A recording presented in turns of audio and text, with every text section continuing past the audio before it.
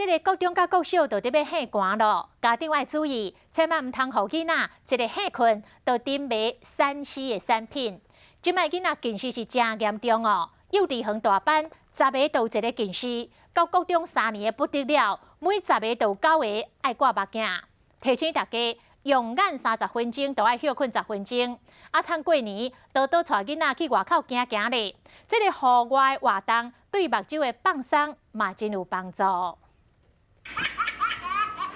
看电视看到真入迷，想要甲关起来，佫无欢喜。要过年放假，家长千万唔通有囡仔一直看电视还是手机啊，以免近视。佫研究调查发现讲，幼稚园大班每10个都有一个近视，到国3、国较惊人，10个有9个挂目镜。过早的这个青光眼啊，或白内障啊，或视网膜病变这些的疾病，都会比较有可能提早来发生。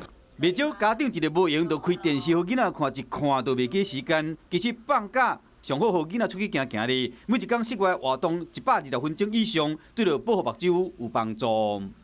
国健署呼吁，用眼30分钟就要休息10分钟，而且4岁以上的幼儿每年要固定做2次的视力检查。